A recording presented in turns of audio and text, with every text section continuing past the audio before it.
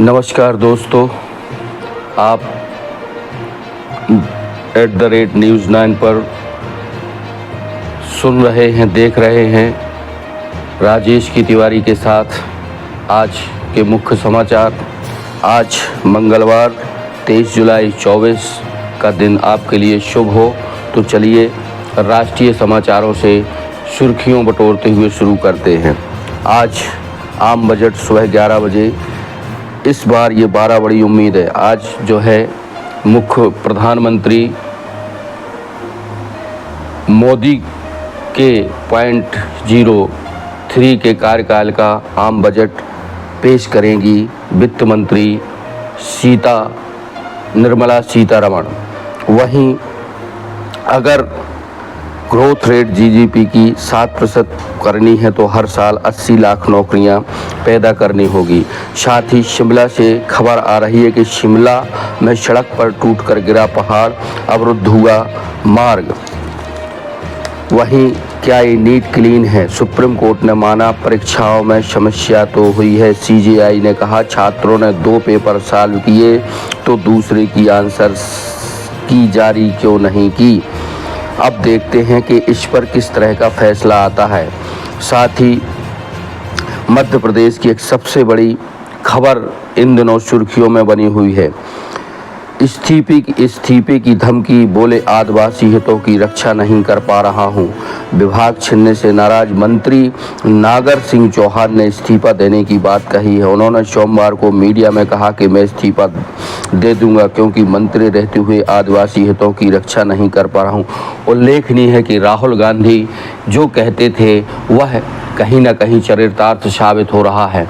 Bharatiya Janata party की double engine की सरकार मध्य प्रदेश में कांग्रेस से भाजपा में गए रामनिवास रावत को श्रीनगर का वन एवं पर्यावरण मंत्रालय छीनकर श्री रामनिवास रावत को देने से मामला इन दिनों गरमाया हुआ है। बताते चलें आपको कि नागर सिंह और उनकी पत्नी अनीता सिंह सांसद हैं। दोनों ने मन बना लिया है कि वो दिल्ली जाकर सांसद पद से भी अपनी पत्नी का इस्तीफा दिलाएंगे। अब देखते हैं आगे चल के क्या होता है। एक सबसे बड़ी खबर निकल कर यह आ रही है अंतर्राष्ट्रीय स्तर पर कि कमला का कमाल, अहम राज्यों में ट्रंप की बढ़त अब शायद घटकर 10%। राष्ट्रपति अमेरिका के राष्ट्रपति चुनाव होने को आ रहे हैं। ट्रंप अब बाइडेन की विफलता कमला पर थोपेंगे। कमला उम्र के मुद्दे पर घेरेगी शायद।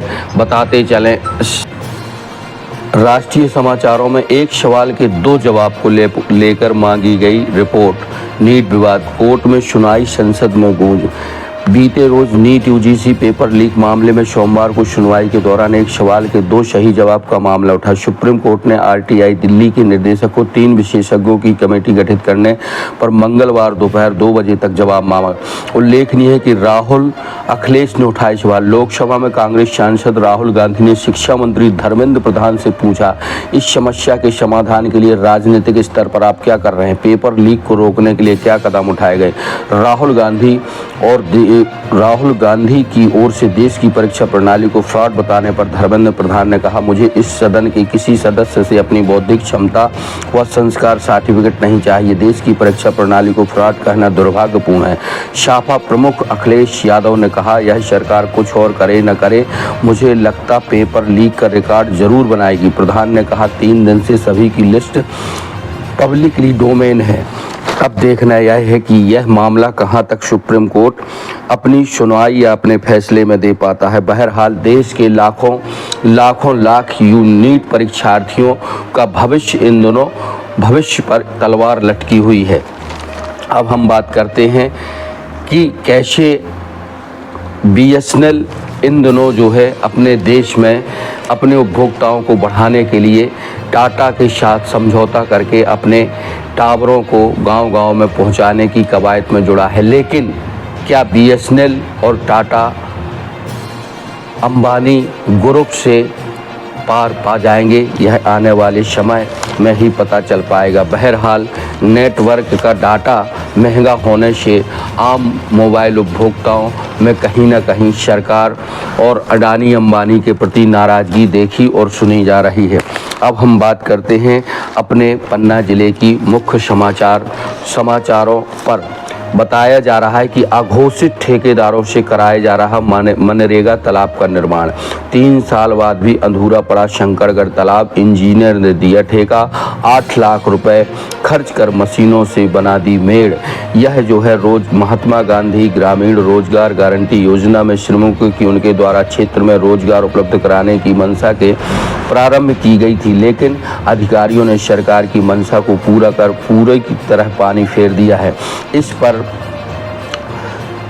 ग्रामीण यांत्रिकी सेवा विभाग के अधिकारी BS यादव का कहना है कि यह कार्य मशीनों से नहीं होना चाहिए। यदि मशीनों से कराया गया है तो इसकी जांच कराई जाएगी और इसकी राशि संबंधित सब इंजीनियर और SDO से वसूली की जाएगी। अधिवक्ताओं के लिए विधायक ने प्रदान किए 10 कूलर। मध्य प्रदेश शासन के पूर्व कैबिनेट मंत्री व वर्तमान पन्ना विधायक बृजेंद्र प्रताप सिंह ने विधायक निधि से जिला न्यायालय के अधिवक्ताओं के लिए आज अपनी सिविल लाइन स्थित कार्यालय से 10 कूलर अधिवक्ताओं को सौंपी। ग्राम उमरिया में आकाशीय बिजली गिरने से युवक की मौत, 4 घायल। यह मामला रेपुरा के क्षेत्र का बताया जा रहा है। ई डायरी को पटवारियों ने बताया अव्यवहारिक।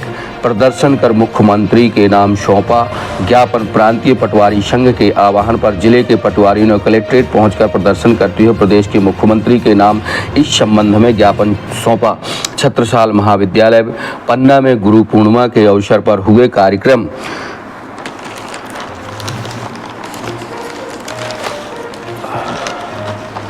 पन्ना जिले में प्रथम सावन सोमवार की रही धूम।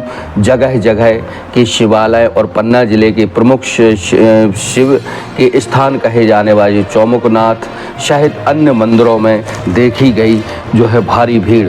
बताया जा रहा है कि पहले सोमवार में शिवालयों में जो भीड़ भक्तों की भीड़ गूंजी, साथ ही ओम नमः शिवाय का महामंत्र से गूंजती रही पूरे दिन। सोमवार को शिव जी की पूजा की कड़ी में सोमवार से सावन को चौमुखनाथ, नांदचांद, सिद्धनाथ सहित जिले भर के शिवालयों में रही श्रद्धालुओं की भीड़।